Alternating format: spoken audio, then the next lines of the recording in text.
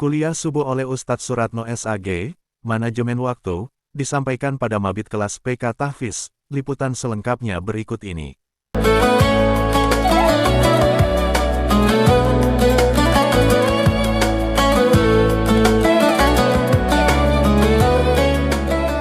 Assalamualaikum warahmatullahi wabarakatuh. Innal hamdalillah nahmaduhu wa nasta'inuhu wa nastaghfiruh wa na'udzu billahi min shururi anfusina wa min sayyiati a'malina. May yahdihillahu fala mudilla lahu wa may yudlil fala hadiya lahu. Asyhadu an la ilaha illallah wahdahu la syarika lah wa asyhadu anna Muhammadan abduhu wa rasuluh. Rabbi shrah li sadri wa yassir li amri wa hlul 'uqdatam min lisani yafqahu qawli. Qala Allah Ta'ala fil Qur'anil Karim, a'udzu billahi minasy syaithanir rajim. Ya ayyuhalladzina amanu taqullaha wa tanzur nafsum ma qaddamat lighad wattaqullaha innallaha khabirum bima ta'malun.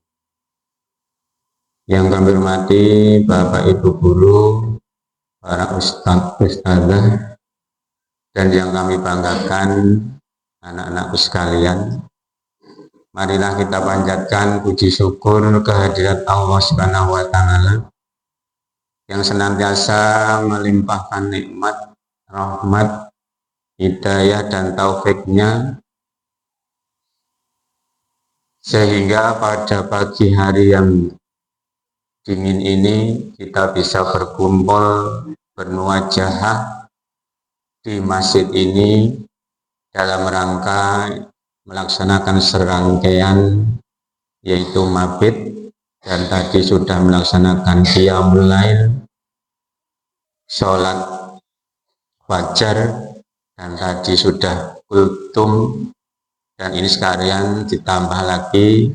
Marilah kita syukuri nikmat Allah ini dengan lafal hamdalah bersama-sama. Alhamdulillah. Semoga dengan kita mensyukuri nikmat, Allah akan menambah nikmatnya kepada kita. Baiklah, pada kesempatan yang baik ini kami akan menyampaikan yaitu tentang manajemen waktu. Allah menciptakan kita, memberi hidup kita, diberi umur sesuai dengan kehendak Allah. Umur yang Allah berikan kepada kita ini terbatas. Umur ini berjalan tak pernah berhenti. Setiap detik, bahwa umur kita ini hanya kumpulan dari detik, menjadi menit, nanti akan menjadi jam, kemudian menjadi hari, menjadi bulan, dan menjadi tahun. Waktu itu dibagi menjadi 3, yaitu waktu masa lalu atau kemarin, yang itu sudah pergi dan tidak akan pernah kembali. Kemudian yang kedua adalah masa sekarang, hari ini. Maka hari inilah hari kita yang sesungguhnya. Kita mau isi dengan apa? Kemudian yang ketiga adalah besok. Besok itu masih misteri. Apakah kita itu masih hidup di besok hari atau tidak ada yang tahu. Maka waktu yang sesungguhnya yang kita miliki ini adalah hari ini. Maka anak-anakku sekalian, marilah kita kita atur waktu itu sedemikian rupa sebaik-baiknya supaya kita tidak termasuk orang-orang yang rugi. Nah, siapakah orang-orang yang rugi? Yang pertama adalah orang yang menyia-nyiakan waktu itu untuk melakukan hal-hal yang sia-sia atau justru tidak melakukan apa-apa. Berarti kalian sudah menyia-nyiakan waktu waktu itu tanpa ada manfaatnya. Lah yang lebih rugi lagi adalah orang yang menggunakan waktunya untuk berbuat dosa atau maksiat. Karena man adna badan banuk kita fikol bihi nuktatun syauda. Siapa yang berbuat satu perbuatan dosa maka akan tumbuh noda di hatinya, maka semakin banyak dosa, hati itu akan semakin kotor. Ketika hati itu kotor, maka itu akan keras dan akan jauh dari Allah. Nah makanya supaya kita tidak termasuk orang-orang yang rugi, apa yang harus kita kerjakan? Di dalam surat Al-Asr kita semua sudah hafal. A'udzubillahi minasyaitonirrajim wal 'asri inna insana lafi khusrin. Demi masa sesungguhnya semua manusia itu dalam kerugian. Illalladzina amanu, kecuali orang-orang yang menggunakan umur waktunya itu untuk amalu sholih wa ngamilu sholih, iman dan amal sholih. Artinya supaya kita ini waktu kita tidak terbuang sia-sia, maka kita isi waktu atau umur kita dengan amal sholih. Itulah baru kita akan mendapatkan keberuntungan. Nah untuk itu di sini kami akan sampaikan bagaimana memanage waktu supaya kita beruntung. Maka ada 3 prinsip bagaimana kita menggunakan waktu. Prinsip yang pertama adalah prioritas. Ketika ada waktu luang maka kita harus bisa memilih apa yang lebih penting kita kerjakan. Kira-kira baca buku sama baca komik penting yang mana? Yang baca buku. Artinya buku yang tentang ilmu. Berarti supaya kita beruntung kita harus bisa memilih mana yang lebih penting. Baca Quran lebih penting daripada baca WA misalnya. Maka sisihkan waktu, kita prioritaskan dulu, kita gunakan untuk baca Quran misalnya. Dan ini alhamdulillah kalian tadi sudah dari kemarin sore sampai hari ini insya Allah sudah menggunakan waktunya untuk hal-hal yang penting. Maka tinggalkan sesuatu yang tidak bermanfaat. Hadis Nabi, min husnil islami tarkuhu malayakni. Di antara tanda kebagusan Islam seseorang itu adalah dia meninggalkan apa-apa yang tidak bermanfaat.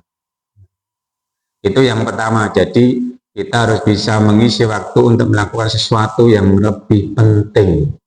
Sehingga kira-kira perlu rasa dikerjakan. Insya Allah akan selamat. Kemudian yang kedua adalah prinsip keteraturan. Artinya kita atur 2 jadwal, teratur. Nek malam itu waktu nenggo tidur ya ndang turu. Nek malam-malam kudu neng tidur malah melek dolaran HP, nanti kalau bangun pagi bagaimana? Ngantuk, sekolah ngantuk. Maka kita harus menggunakan prinsip keteraturan, diatur waktunya. Wayai belajar, wayai sekolah, wayai nanti bantu orang tua. Nek kamu bisa mengatur waktu itu, maka insya Allah kalian termasuk orang yang beruntung. Kemudian prinsip yang ketiga adalah kesinambungan. Kesinambungan itu artinya kita dalam menggunakan waktu untuk berbuat baik, itu kita senantiasa terus-menerus atau ajak. Jadi jangan sehari berbuat baik, seminggu berbuat dosa. Ini berarti putus perbuatan baik. Maka kita berusaha berbuat baik ini ku ajak. Tiap misalnya subuh, ya melu jamaah subuh terus istiqomah. Kata Nabi, ahabbul a'mali ilallah adwamuha wa inqalla. Jadi amal yang paling dicintai oleh Allah itu adalah yang terus-menerus atau yang istiqomah.